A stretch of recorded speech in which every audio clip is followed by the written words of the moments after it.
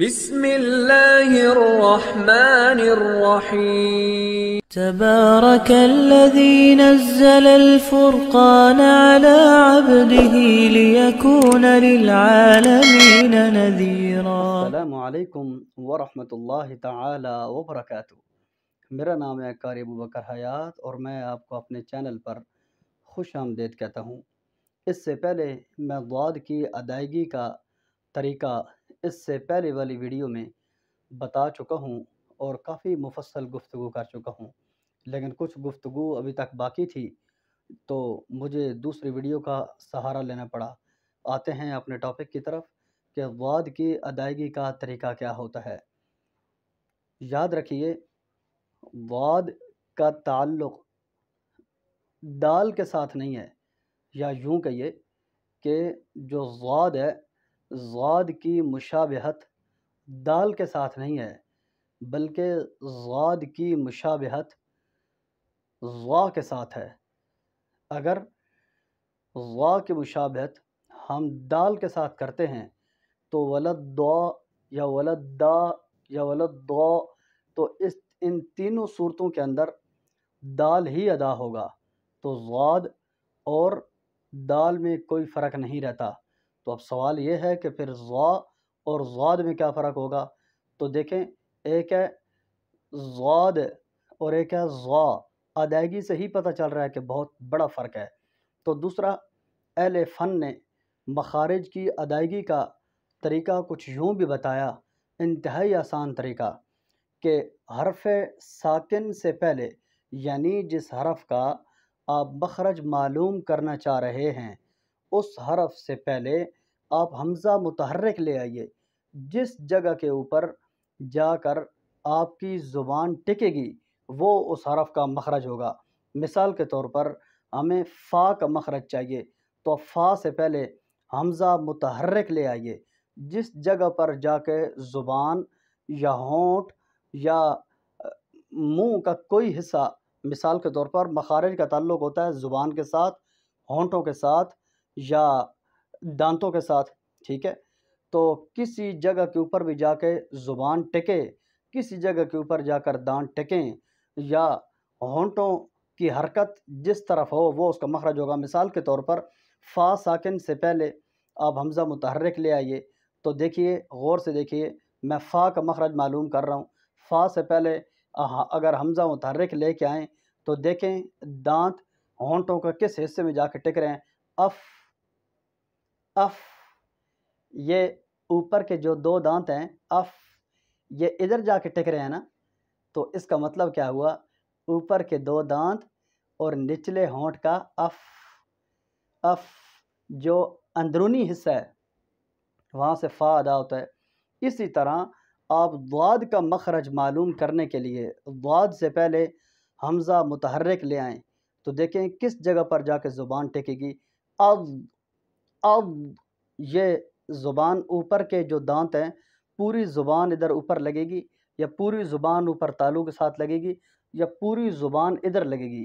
اب، اب، اب، اب یا اب، ٹھیک ہے؟ تو اب ضاد کو ادا کرنے کا یہ طریقہ ہے۔ اب، غیر المغضوبی، مغضوبی، یہ نہ کہ مغضوبی یا نہ کہ مغضوبی، ٹھیک ہے؟ ان دونوں کے درمیان میں یہ میں اپنی ادائیگی کا طریقہ بتا رہا ہوں۔ تو اب اگر آپ ولضالین پڑھتے ہیں نا تو یہ خالص دال کے ساتھ اس کی مشابہت ہو جاتی ہے۔ ولضالین پڑھتے ہیں تو خالص اس کی مشابہت ضا کے ساتھ ہو جاتی ہے، حالانکہ نہ اس کا تعلق ضا کے ساتھ ہے نہ اس کا تعلق دال کے ساتھ ہے، البتہ یہ ہے کہ مشابہت ضا کے ساتھ ہوگی اس کی۔ تو ولضالین، تو اس کی ادائیگی کا طریقہ مجھے امید ہے آپ کو معلوم ہو گیا ہوگا۔ اس سے پہلے ضاد سے پہلے حمزہ متحرک لے آئیں اور اس کی پریکٹس کریں۔ 5 سے 7 منٹوں کے بعد نتیجہ آپ کے ہاتھ میں ہوگا۔ ولضا، ولضا یا ولضا، ولضا، جس جگہ پر بھی آپ کو آسانی ہو وہاں پر اپنی زبان کو ٹیک کے دیکھیں، انشاءاللہ بہت آسانی اور سہولت کے ساتھ تھوڑی دیر کی پریکٹس کے بعد آپ لفظ ضاد کی ادائیگی تک پہنچ جائیں گے۔ اور اسی مخرج سے بعض قرائے اکرام، بعض علماء اکرام اس کو وَلَضَّالِّينَ یعنی اس کی مشابہت کو ضا کی طرف کرتے ہوئے ادا کرتے ہیں۔ اسی جگہ سے وَلَضَّالِّينَ، ٹھیک ہے، یعنی اس کی مشابہت ضا کی طرف ہی ہوگی، اس کی مشابہت دال کی طرف نہیں ہوتی۔ یہ میں کئی کتابوں کا خلاصہ آپ کے سامنے پیش کر رہا ہوں۔ اور آخر میں ایک چھوٹی سی ریکویسٹ کروں گا کہ خدا کے لیے، اس سے پہلے میں نے ایک ویڈیو بنائی، کوئی مجھے مفتی ظفر علی خان صاحب کا حوالہ دے رہا ہے، کوئی کئی علماء اکرام کے حوالے دے رہے ہیں کہ آپ فلاں کی کتاب کا مطالعہ کریں، آپ بھائی وہ سارے علماء ہیں، وہ قراء نہیں ہیں۔ قراء اور علماء کے درمیان فرق ہے۔ اگر علماء نے تجوید پڑھی ہے، وہ اس فن کے متعلق اچھی طرح جانتے ہیں، پھر تو ان کی بات کی تسلیم کر لیا جائے گا۔ میں علماء اکرام کی نہ توہین کر رہا ہوں، نہ جسارت کر سکتا ہوں، صرف ریکویسٹ کر رہا ہوں کہ ہر اہل فن ہی اس فن کے متعلق اس کی آگاہی کے بارے میں ہمیں بتا سکتے ہیں۔ اب ایک بندے کا فن نہیں ہو رہا ہے اور وہ بتا کچھ اور رہا ہے، جس طرح ہمارے معاشرے کے اندر ہر بندہ حکیم بھی ہے، ہر بندہ ڈاکٹر بھی ہے، ہر بندہ عالم بھی ہے، جس سے جو مرضی جس وقت مرضی پوچھ لو، ہر بندہ آپ کو رضامند کر کے بھیجے گا۔ اسی طرح ہمارے معاشرے کے اندر کسی بندے نے دور پار کی تجوید سے اس کا واسطہ ہی نہیں ہے، نہ کسی تجوید کی کتاب کا نام آتا ہے، نہ اس نے تجوید کی کتاب پڑھی ہے، نہ تجوید کسی استاد سے سیکھی ہے، نہ اس کی پریکٹس ہے۔ وہ بھی آج کل بڑے کھلے عام وضاحت کر رہا ہوتا ہے، او جی دعاد پڑھنے والوں کی یہ ہے اور زاد پڑھنے والوں، بھائی تجھے پتہ ہی نہیں ہے، کسی کتاب کا حوالہ لوگوں کو گمراہ کی جا رہے ہو۔ خدا کے لیے اس قسم کے جو تجوید کے متعلق کوئی سوال ہو تو ہمیں چاہیے کہ ہم رجوع قرائے اکرام کی طرف کریں، کیونکہ قرآن کریم کے الفاظ کا تعلق، قرآن کریم کے مخارج کا تعلق، یہ ہمیں صحیح اس کی ادائیگی کا طریقہ صرف ہمیں قرائے اکرام ہی بتا سکتے ہیں۔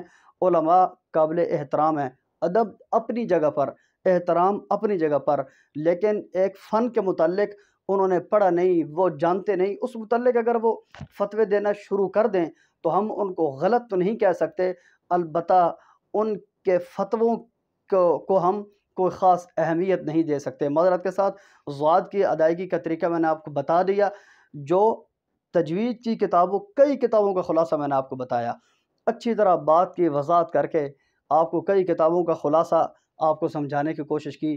اگر سمجھ آ گئی تو بھائی عمل کر لینا، طریقہ یہی ہے جو میں نے بتا دیا ہے۔ اگر سمجھ نہ آئی تو غلط سلط جس طرح پہلے پڑھتے آ رہے ہو ویسے ہی پڑھتے جاؤ، مرضی ہے آپ کی۔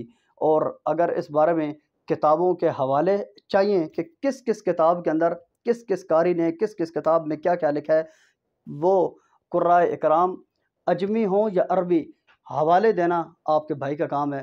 اپنی خصوصی دعاؤں میں قاری ابوبکر حیات کو یاد رکھیے۔ آپ کی دعاؤں کا طلبگار قاری ابوبکر حیات۔ السلام علیکم ورحمۃ اللہ وبرکاتہ۔ اللہ حافظ۔